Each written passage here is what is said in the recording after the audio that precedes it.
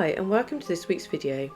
A few months ago I found this book in a charity shop, which has led to this video. The book is called The Highwaymen of Wiltshire. The book seems to be a mystery in itself, for there is no author's name.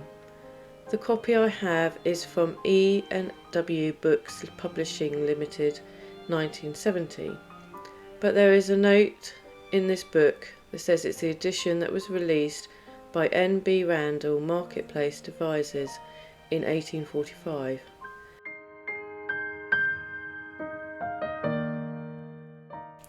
It is noticed that it is reputedly written by James Whalen, who was a Wiltshire author.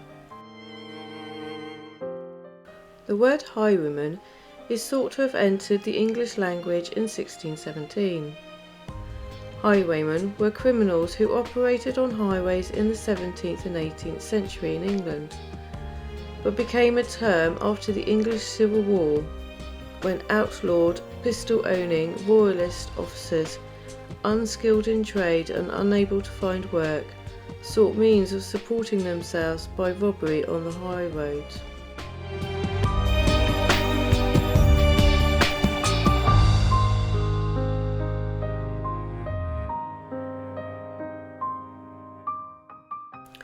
The 17th and 18th centuries in England marked a period, not only in terms of political and social change, but also for the emergence of a unique breed of criminals known as highwaymen. These notorious figures operated along the highways, preying on travellers and leaving a lasting imprint on the pages of history and the collective imaginations.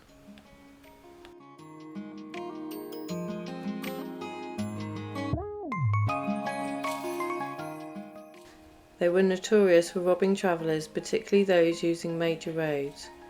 The term highwayman also derived from the fact that these criminals operated on high roads or highways. While some highwaymen were known for their ruthlessness and violence, others were romanticised in literature and folklore.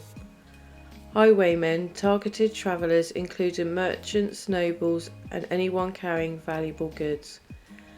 They would often operate in areas with dense forests and other natural hiding spots, allowing them to surprise the victims. Some famous highwaymen were known for their distinctive attire and mannerisms. Law enforcement was not organised or effective as it is today. This allowed for a degree of lawlessness, especially in remote or poorly policed areas. The lack of a strong, centralised police force made it easier for highwaymen to operate without immediate fear of apprehension. The lack of fast and effective communication system made it difficult for authorities to respond quickly to instances of highway robbery. This lack of communication made it easier for highwaymen to strike and escape before the authorities could organise a response.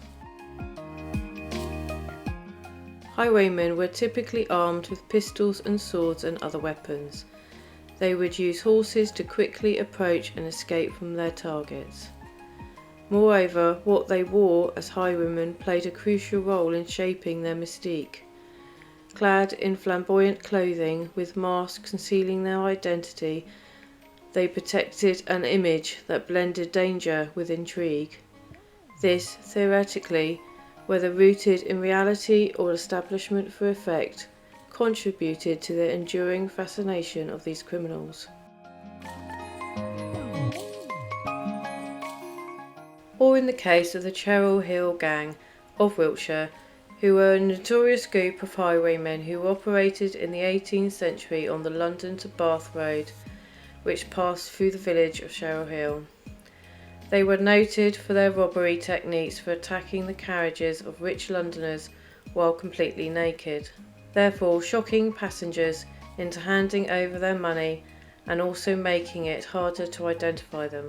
A painting depicting one such attack can be seen in the Black Horse pub on the A4 main road in the village. There are a couple of entries written in the Highwaymen of Wiltshire book The late Samuel Rogers remarks, "The English highwaymen of former days were remarkably well-bred personages. The Right Honourable Thomas Greenville, while travelling with Lord Derby, were attacked by highwaymen. 6 or 7 shots were exchanged between them and the highwaymen, and when the assailed parties had expended all their immunities, the highwaymen came up to them and took their purses in the politest manner possible." The second part of the book I'd like to read is Tuesday, 2 clergymen going to attend the meeting of the Society for the Relief of the Poor Clergymen's Widows at Devizes, one of whom was the treasurer, were robbed in the morning near the 9-mile stone from the city of 5 guineas by a single highwayman, mounted on a strong bay horse, dressed in a light grey coat and waistcoat, of a fair complexion, and wore his own light-coloured hair. He behaved civilly, and pleaded he had a wife and children almost starving. Both entries suggest well-spoken people. I loved the comment of he wore his own coloured hair, as gentlemen back then wore a kind of wig. Punishment for highwaymen was severe, reflecting the seriousness of their crimes. The exact punishment could vary depending on the time period and justification. In many cases, the highwaymen were sentenced to death. This could be carried out through methods such as hanging. In some instances, instead of execution, highwaymen were transported to distant colonies, often as a form of forced labour.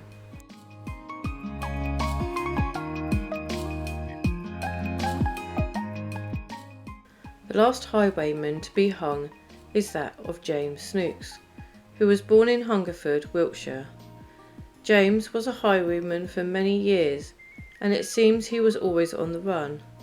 It's not sure if he ever used the trackway of Wiltshire for his crimes. But his ending happened in May 1801, when he robbed a postboy in the Hamel Hempstead area.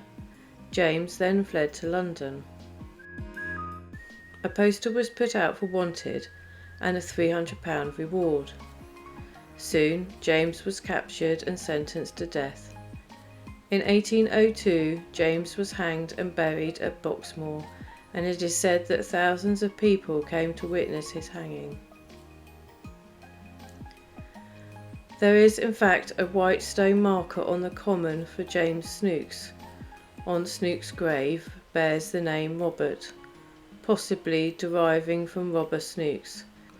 This is fitting too, after all, that is what he was. There is a robber's stone just outside West Lavington, Wiltshire on the A360. It is marked on the OS map, but I am sure many people have driven past it just as I have. In fact, if it wasn't for West Country Explorer, who told me about the stone, I may have carried on driving past it without knowing. The sign reads, "At this spot, Mr. Dean of Imber was attacked and robbed by 4 highwaymen in the evening of October the 21st, 1839. After a spirited pursuit of 3 hours, one of the felons, Benjamin Colcoff, fell dead on Chitton Down. Thomas Saunders, George Walters and Richard Harris was eventually captured and were convicted at Devizes and transported for the term of 15 years. This monument is erected by public subscription as a warning to those who think to escape the punishment of God has threatened against thieves and robbers."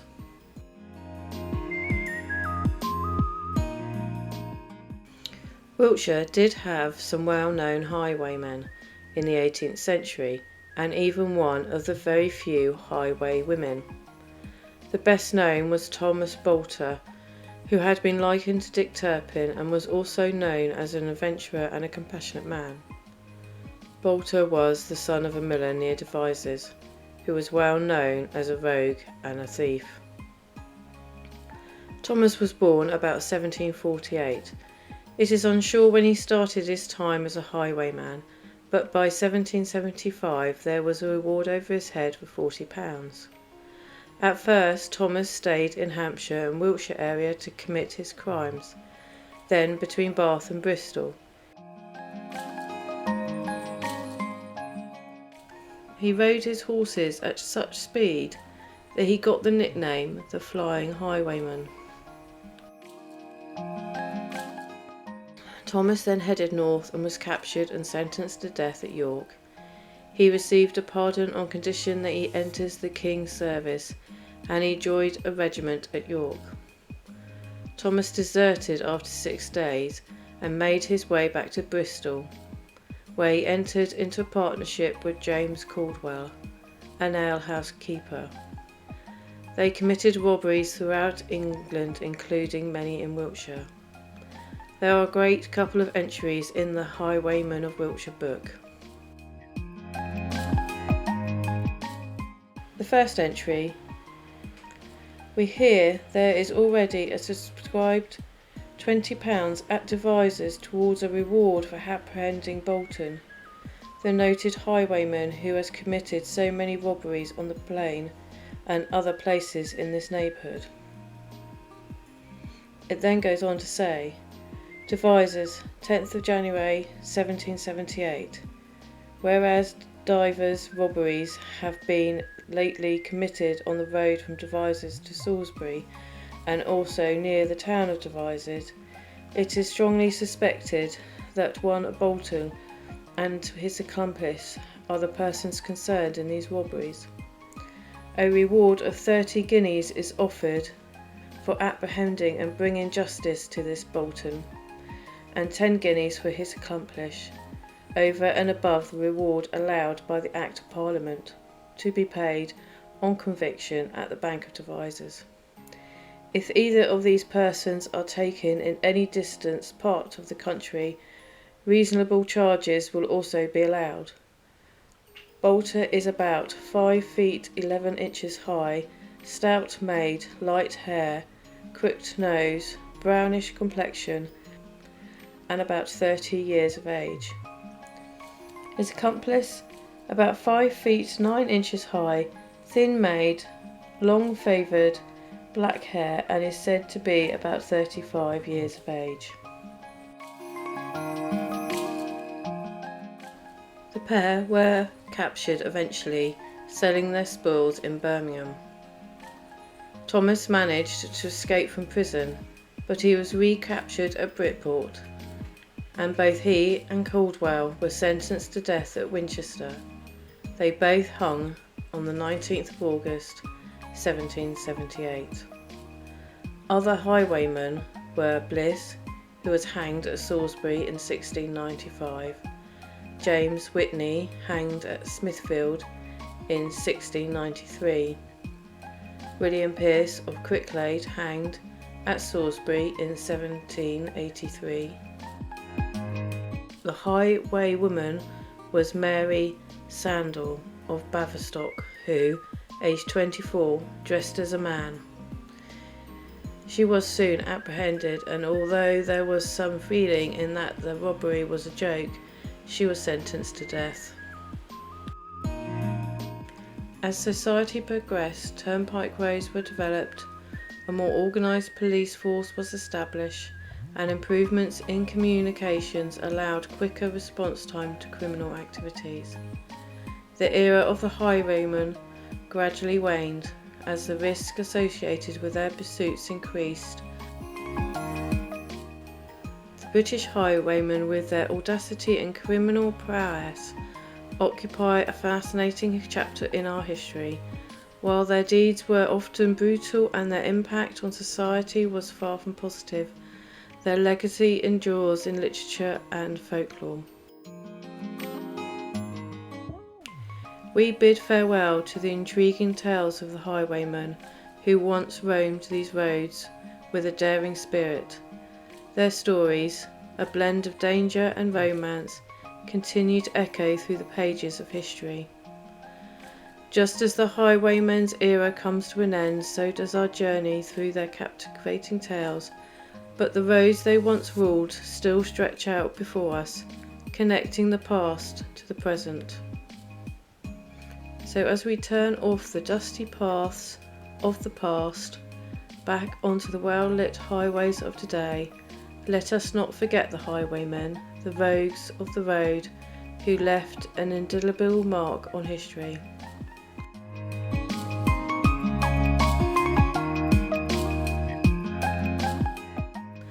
I hope you enjoyed this video. Before I go, I'd like to say a big thank you to the viewers and subscribers of the channel, to the Patreons, and those who have bought me a coffee. This channel wouldn't be the same without you.